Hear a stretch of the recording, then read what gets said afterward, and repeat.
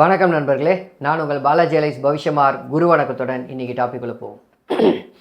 இன்றைக்கி நம்ம பார்க்க போகிறது என்னென்னா, சுக்கிரன் 12 வீடுகளிலும் நின்ற பலன் அப்படின்றதை பார்க்க போகிறோம். இது ஒவ்வொரு கிரகமும் 12 வீடுகளில் நின்னால் என்ன பலன் தரும் அப்படின்ற சீரீஸில் இப்போ சுக்கிரன். இது ஒரு ஜென்ரலாக ஒரு டிஸ்க்ளைமர் கொடுக்குற மாதிரியே எடுத்துக்கங்க. ஒரு கிரகத்தும் சுக்கிரனை மட்டும்தான் வைத்து சொல்ல போகிறேன்.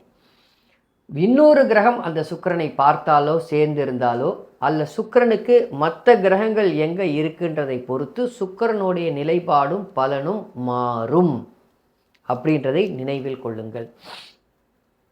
அப்போது சுக்கிரனை இப்போ நம்ம இதை எப்படி பார்த்துக்கணுன்னா, உங்கள் ஜாதகத்தோடு நீங்கள் இதை கம்பேர் பண்ணுறீங்கன்னா அப்படியே இவர் சொல்லியிருக்கார் இது நமக்கு இப்படி நடக்கும் அப்படின்னு எடுத்துக்கூடாது. ஒரு ராசி பலனை எப்படி எடுத்துப்பீங்களோ அந்த மாதிரி எடுத்துக்கங்க அப்படின்னு தான் சொல்லுவேன். சரியா? அப்போது 12 வீடுகளிலும் சுக்கிரன் நின்ற பலன் எப்படி இருக்குன்றதை பார்ப்போம். தொடர்ந்து பாருங்கள்.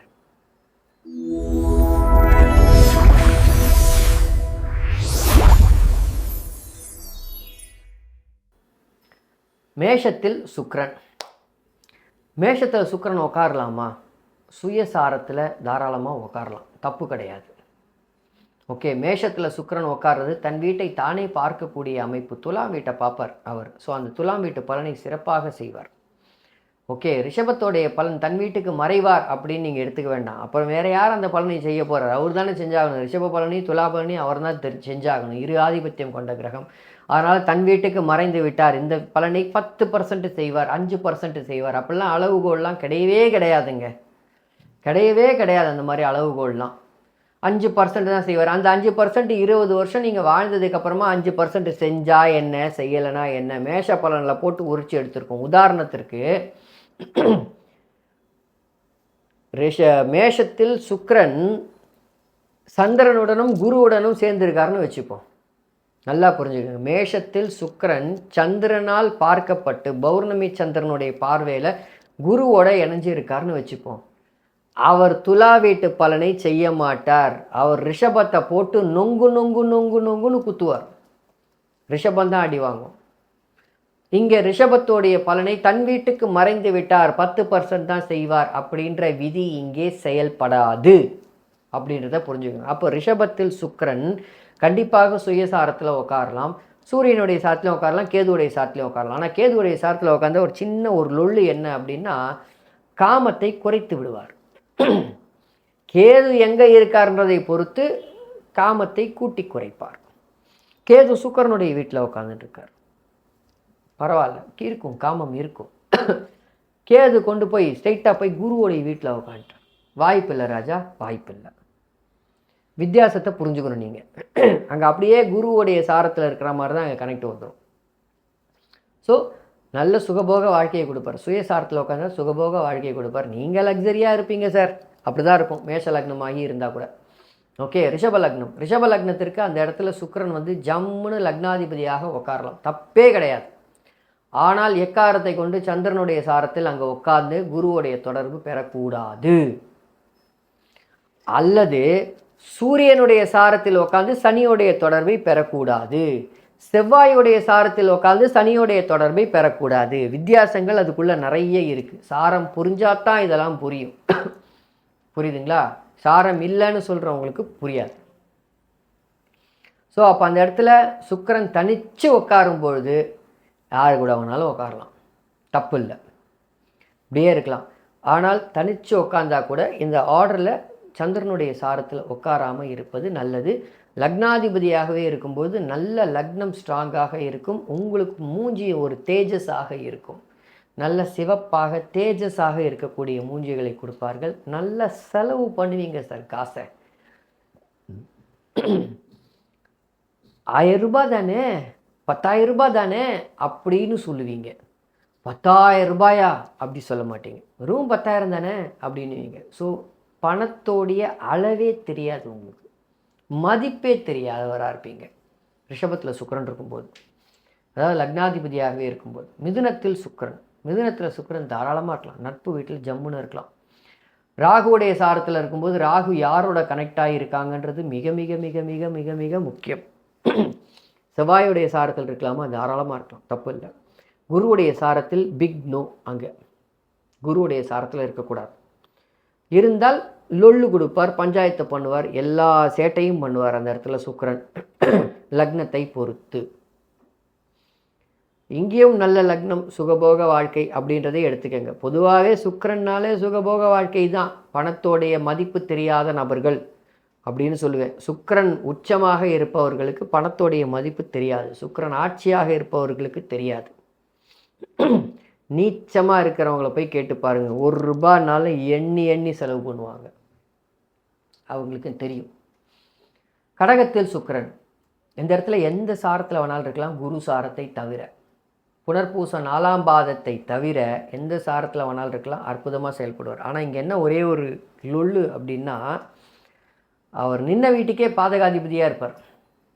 அதனால் ஏதாவது ஒரு ஏழ்றையை லக்னத்தை பொறுத்து செய்யாமல் போகமாட்டார். ஏதாவது ஒரு ஏழ்றையை கொடுப்பார். ஏன்னா அவருக்கு அது பகை வீடு. பகை வீட்டில் அந்த வீட்டுக்கு பாதகாதிபதியாக இருக்கக்கூடியவர் உட்காருவது தவறு. ஒரு ஏழ்றையை கொடுத்துருவார், கொடுக்காமலாம் போக மாட்டார். புதனுக்கு சொன்ன மாதிரி தான், தப்பு கண்டுபிடிக்கும், பயங்கரமாக தப்பு கண்டுபிடிக்கும். நீ தப்பன்ட்டேன்னு தப்பு தூக்கி போய் இன்னொருத்தர் மேலே போடும் அந்த இடத்துல சுக்கிரன். அப்போ தானே கெட்ட பேர் வாங்கி தர முடியும். 4ஆம் வீடு அப்படின்றது உங்களுடைய நற்பெயர் இல்லையா? அந்த நற்பெயரை எப்படி கெடுக்கிறது? 4க்கும் மற்றும் 11க்கும் அதிபதி இல்லையா? அப்புறம் எப்படி கெடுக்கிறது? சிம்மத்தில் சுக்கிரன். சிம்மத்தில் சுக்கிரன் சுயசாரத்தில் உட்காரலாம். ஆனால் குருவுடைய தொடர்பு பிக் நோ. முதல்ல சிங்கத்தை போட்டு அடிப்பார், அடின்னு அடிப்பார், சிங்கத்தை அடிப்பார். அதனால் அந்த இடத்துல உட்காரக்கூடாது. கேதுவுடைய சாரத்திலும் உட்காரக்கூடாது. கேது எங்கே இருக்காருன்றதை பொறுத்து. ஒருவேளை கேது 8ல் அமர்ந்திருக்கார், குருவுடைய வீட்டில் மீனத்தில் அமர்ந்திருக்காருனோ, இல்லை ஒருவேளை குரு அந்த இடத்துல கேது வந்து இதில் உட்காந்துட்டுருக்கார், தனுசில் உட்காந்துட்டுருக்காருனோ, என்ன பண்ணுவார்? தாம்பத்தியத்தை குறைப்பார். மிதுன லக்னமாகி 3ஆம் இடத்துல சுக்கிரன் வந்து கேதுவுடைய சாரம் பெற்று இருக்கும்போது சில சமயத்தில் கல்யாணத்தையே தரமாட்டார். ரொம்ப லேட் மேரேஜ் கொடுப்பார். சீக்கிரமாக கல்யாணம் ஆகிடுச்சு, தாம்பத்தியத்தில் ஈடுபாடு இல்லாமல் வைப்பார். நான் சொல்கிறது எல்லாமே சுக்கிரன். தாம்பத்தியத்தில் ஈடுபாடு இல்லாமல் இருப்பார் இல்லையா? குறைஞ்சபட்சம் உடல் ரீதியான பாதிப்புகளையாவது, அதாவது அடிவயிறு கர்ப்பப்பை சார்ந்த பாதிப்புகளையாவது தராமல் போக மாட்டார் அப்படின்றத ஞாபகம் வச்சு. கன்னியில் சுக்கிரன் நீச்சமாக இருப்பார். அந்த இடத்துல அவர் நீச்சம். ஸோ அப்போ நீச்சமாக இருக்கக்கூடிய ஒரு கிரகம் என்ன பண்ணுன்றதை யோசிங்க. உதாரணத்துக்கு மீன லக்னத்திற்கு சுக்கிரன் நீச்சமாக இருந்தால் எண்ணமே கொஞ்சம் நீச்ச எண்ணங்களாக இருக்கும். ஆணாக இருந்தால் வரப்போகிற மனைவிக்கும், கணவனாக இருந்தால் மனைவியாக இருந்தால் வரப்போகிற கணவனுக்கும் நீச்ச குணமாக இருக்கும். அது அவ்வளோ நல்ல விஷயம் கிடையாது. ஆனால் ஒரு விதத்தில் நல்லது. எந்த விதத்தில் நல்லது அப்படின்னா, ஒருவனுக்கு ஒருத்தி என்று வாழ வைக்கும் சில சமயத்தில். ஆனால் மிக மிக முக்கியமாக சந்திரனுடைய சாரத்தில் அங்கே இருந்து குருவோடைய தொடர்போ அல்லது செவ்வாயுடைய சாரத்தில் குருவோடைய தொடர்பு அங்கே சுக்கிரனுக்கு நோ. சித்திரை நட்சத்திரம் 1ஆம் பாதம் 2ஆம் பாதத்தில் இருந்து குருவோடைய தொடர்பு அங்கே நோ இருந்தால் அங்கே ஒருவனுக்கு ஒருத்தின்லாம் வைக்க விட மாட்டார். புரியும்னு நினைக்கிறேன்.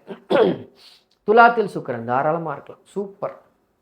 துலாத்தில் சுக்கிரன் இருக்கிறது லக்னத்தில் லக்னாதிபதியே இருக்கிற மாதிரியான ஒரு அமைப்பு, ஒரு நல்ல அமைப்பு. அந்த இடத்துல அவரால் என்ன மேக்சிமம் நல்லது பண்ண முடியுமோ நல்லது பண்ணுவார். ஆனால் அதே சமயத்தில் ஏற்கனவே சொன்ன மாதிரி கண்டிப்பாக குருவுடைய தொடர்பு இருக்கக்கூடாது. இந்த இடத்தில் சித்திரை நட்சத்திரம் 3ஆம் பாதம் 4ஆம் பாதத்தில் இருக்கக்கூடாது.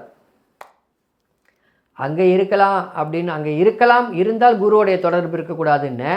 இங்கே இருந்தால் செவ்வாயுடைய தொடர்பு வந்துவிடும், அவருக்கு இருக்கக்கூடாது. ராகுவுடைய சாரத்தில் இருக்கலாம், ஆனால் ராகு எங்கே இருக்கார்றதை பொறுத்து. உதாரணத்திற்கு ராகு 7 இருக்கார், சுக்கிரனால் பார்க்கப்படுறார், கூட கேது அங்கே உட்காந்துட்டு இருப்பார். அப்போது இந்த மாதிரியான அமைப்பில் தாம்பத்திய ரீதியில் ஒரு சில பாதிப்பை கொடுப்பார். நிறைய பேருக்கு வந்து சுக்கிரன் துலாத்தில், சுக்கிரன் குரு ராகு துலாத்தில் உட்காந்துட்டு இருக்கோம். இந்த 1992 93 நினைக்கிறேன், அந்த மாதிரியான பீரியட், 91 92 அந்த பீரியடில் குருவும் சுக்கிரனும் ராகுவும் 3 பேரும் சேர்ந்து துலாத்தில் உட்காந்துட்டு இருப்பாங்க. ஸோ இந்த மாதிரியான சேர்க்கை இருக்கும்பொழுது திருமணம் தாமதமாக நடக்க வைக்கும். ஓகே, தாமதமாக நடக்க வைக்கும் அப்படின்றத ஞாபகம் வச்சுக்கோங்க. அடுத்தது விருச்சிகத்தில் இருக்கலாமா? முதல்ல விருச்சிகத்துக்கே சுக்கிரன் மறையணும். விருச்சிகத்திற்கே சுக்கிரன் மறைஞ்சாதான் விருச்சிகத்துக்கு நல்லது. ஸோ அப்போது விருச்சிகத்துக்கு சுக்கிரன் வந்து இருந்தால் தன் வீட்டை தானே பார்க்கும். அது அவ்வளோ நல்ல விஷயம் கிடையாது. அது கண்டிப்பாக ஓவர் எதிர்பார்ப்பை கொடுத்துரும். கணவனாக இருந்தாலும் சரி, மனைவியாக இருந்தாலும் சரி, ஓவர் எதிர்பார்ப்பை கொடுத்துட்டு இவங்களுக்குள்ள ஒரு ஒட்டாத செயலை செய்துவிடும் அந்த இடத்துல சுக்கிரன். ஓகே, ஏன்னா அங்கே இருக்கக்கூடிய 2 சாரமும் அவருக்கு உடிச்ச நட்பு சாரம். ஒன்று சனியுடைய சாரம், இன்னொன்று புதனுடைய சாரம். நிம்மதியாக நின்று கெடுப்பார். நம்பர் 1. ஒன்று அவருக்கு பிடிக்காத குருவுடைய சாரம், அதில் இருந்தாலும் கெடுப்பார். ஸோ அப்போது 2 கெடுக்கிறதுக்கும் என்ன வித்தியாசம்னா, ஒன்று ஓவர் எதிர்பார்ப்பில் கெடுக்கும், ஒன்று எதிர்பார்ப்பே இல்லாமல் கெடுக்கும். இது 2 ஞாபகம் வச்சுங்க. தனுசில் இருக்கலாமா? இருக்கக்கூடாது. அந்த வீட்டுக்கு 6ஆம் அதிபதி இருக்கக்கூடாது. இருக்குதே சார், என்ன பண்ணுறது? 6ஆம் வீட்டு எண்ணம் தான் வரும். 6ஆம் வீட்டு எண்ணம் என்னன்றதே சொல்லிட்டேன். குருவின் வீட்டில் சுக்கிரன் அமர்ந்து அந்த வீட்டுக்கே அவர் 6ஆம் அதிபதியாக இருக்கும்பொழுது மற்றும் மரகாதிபதியாக இருக்கும்பொழுது என்ன எண்ணம் வரும்ன்றதை நான் உங்களுக்கு சொல்லணுன்ற அவ்வளோ இல்லை. எண்ணமே ஒரு விதமான எப்படாப்பா இங்கே அங்கே ஆளுக்கு ஏற்ற மாதிரி பேசுகிற குணத்தை கொடுக்கும். இந்த இடத்துல hello sir how are you அப்படின்னும், அங்கே போனோன்னா அவன் கிடக்கிறான் லூசு பைய அப்படின்வாங்க. கூட ஃப்ரெண்டோட கூப்பிட்டு வந்துட்டாங்க, என்னப்பா நீ நேற்றுக்கு இவரைத்தான் லூசு பையன் சொன்னேன். நானா சொன்னேன்? நான் சொல்லலையா, எவனோ ஒருத்தன் சொன்னான்னு சொன்னேன் அப்படின்வாங்க. இதெல்லாம் அந்த கேரக்டர் தான். இதை மீனத்துக்கும் சேர்த்துக்கங்க. மீனத்துக்கு இன்னும் ஸ்ட்ராங்காக செய்வார், தனுசுக்கு கொஞ்சம் ஸ்ட்ரென்த் கம்மியாக செய்வார். மகரத்தில் இருக்கலாமா? சூப்பராக இருக்கலாம், தனிச்சு இருக்கலாம். விருச்சிக லக்னத்திற்கே மகரத்தில் சுக்கிரன் தனிச்சு இருந்தால் நீடித்த திருமண வாழ்க்கையை தரும். ஓகே, அந்த இடத்துல ஒன்றும் பெரிய குறை சொல்கிற அளவு கிடையாது. எல்லாத்தையுமே சிறப்பாக பண்ணி கொடுப்பார். ஏன்னா நின்ன வீட்டுக்கே அவர் ராஜயோகாதிபதி. அதே மாதிரி தான் கும்பத்திற்கும் நின்ன வீட்டுக்கு அவரே ராஜயோகாதிபதி. தாராளமாக இருக்கலாம், ஆனால் குருவுடைய சாரத்தில் மட்டும் இருக்கக்கூடாது. எல்லா சகல சௌபாகியத்தையும் கொடுப்பாருங்க இந்த மகரம் மற்றும் கும்பத்தில் இருந்தால். இதனுடைய சாரத்தில் மட்டும் இருக்கக்கூடாது, குருவுடைய சாரத்தில் மட்டும் இருக்கக்கூடாது. ஏன்னா நின்ன வீட்டுக்கு அவர் குரு நல்லவர் கிடையாது. அந்த இடத்துல சுக்கிரனுக்கு குரு நல்லவர் கிடையாது, சாரத்தில் இருக்கக்கூடாது. நின்ன வீட்டுக்கு ராஜயோகாதிபதினா ஓரளவுக்கு பெட்டர்மெண்ட்டை கொடுக்கும். சனியோடைய சேரலாமா? தாராளமாக சேரலாம், தப்பே கிடையாது, சேரலாம். சனியோட சேரலாம், நல்லா செய்வார். ஆனால் கன்னியா லக்னமாக இருந்து சுக்கிரனும் சனியும் 6ஆம் இடத்துல கும்பத்தில் இருக்கக்கூடாது. வித்தியாசங்கள் புரிஞ்சுக்கோ. அப்போ 6ஆம் வீட்டில் உட்காந்துக்கிட்டு இருக்கக்கூடிய சுக்கிரன் திருட்டு வேலையை செய்வார், பேயாட்டம் ஆடுவார். சனி தசையும் பஞ்சாயத்து பண்ணும், சுக்கிர தசையும் பஞ்சாயத்து பண்ணும். வித்தியாசங்களை தயவு செஞ்சு புரிஞ்சுக்கொள்ளுங்க. அதுக்கப்புறம் தான் அதுக்குள்ளே இருக்கக்கூடிய சாரம் என்னன்றதுக்கு வருவேன். மீனத்தில் சுக்கிரன் உச்சமாகி உட்காந்துட்டு இருப்பார். மீனத்தில் சுக்கிரன் உச்சம் ஆகக்கூடாது. சுக்கிரன் உச்சம் ஆகக்கூடாது. அந்த வீட்டுக்கு அஷ்டமாதிபதி உச்சமாகிறார். தனுசில் இருந்ததை விட ஒரு படி மேலாக எதிர்பார்ப்பையும் ஒரு சில மனசுக்குள்ள ஒரு சில இதுன்னு சொல்லுவோம், எண்ணங்கள்னு சொல்லுவோம், அந்த எண்ணங்களையும் கொடுப்பார். மீன லக்னமாயி லக்னத்தில் சுக்கிரன் உச்சமாக இருக்கிறதோ, அப்பா லக்னத்தோட சுபகிரகம் தொடர்பில் இருக்குன்னு எடுக்காதீங்க. அந்த வீட்டுக்கு அஷ்டமாதிபதி லக்னத்தில் உட்காந்துட்டு இருக்காங்கன்னு ஆதிபத்தியத்தையும் சேர்த்து கொண்டு வாங்க. எப்படியாவது ஊர் ஒலை போட்டு எவன் எங்கே போய் எந்த செத்தாலும் பரவாயில்ல, எதிரியோடைய பணம் நமக்கு வரணும்னு நினைப்பாங்க. உண்மை தான். 8ஆம் வீட்டு பலன், 8ஆம் வீடு என்ன எதிர்பாராத அதிர்ஷ்டம். எப்படியாவது லாட்ரி டிக்கெட் வாங்கிடலாமா, எதிர்பாராத அதிர்ஷ்டம் நமக்கு வந்துருமான்னு நினச்சிக்கிட்டே இருக்கக்கூடிய ஆளுக்கிட்ட இல்லை ஒரு நபர்கிட்ட எப்படி நல்ல குணத்தை எதிர்பார்க்க முடியும்? யோசிங்க. அப்போது ஒரு சமயமும் சந்தர்ப்பமும் கரெக்டாக அமையும் பொழுது அதை நேப் பண்ணிக்கணும்னு நினைப்பாங்க. இதை நான் எப்பவுமே ஒரு உதாரணம் கொடுப்பேன். ஒரு பெரிய ரோடு சார், இந்த பக்கத்துலேயும் இந்த பக்கத்துலேயும் வயல் இருக்குது, கண்ணு கெட்ட தூரம் வரைக்கும் யாருமே கிடையாது, ஒரே ஒரு கோவில் மட்டும் இருக்குது. நீங்கள் பாட்டுக்கு அந்த ரோட்டில் நடந்துட்டு போகிறீங்க, யாருமே கிடையாது. அதாவது மீனத்தில் இருக்கக்கூடிய சுக்கிரன், தனிச்சு இருக்கக்கூடிய சுக்கிரனுடைய குணத்தை இப்படி தான் புரிஞ்சுக்கணும். நீங்கள் நடந்து போகிறீங்க, கீழே 2000 ரூபா கட்டு நோட்டு இருக்குது, ஆஹா இருக்குதே அப்படின்னு எடுத்து வச்சுப்பார். நடந்து போவார். கோவில் நம்ம நோட்டு இல்லையே, கோவில் உண்டியல் இருக்குதே, உண்டியலில் போட்டுலாம் நினைப்பாரா? போட மாட்டார். அதைத்தான் நான் அங்கே சொன்னேன், போட மாட்டார். அவர் தொடர்ந்து நடந்து போயிடுவார். யாராவது கேட்குறாங்க, ஏன்பா இந்த இடத்துல 2000 ரூபா கட்டு இருந்தே பார்த்து? இல்லையே சார், நான் பார்க்கலையே அப்படின்னு சொல்லிட்டு போயிடுவார்.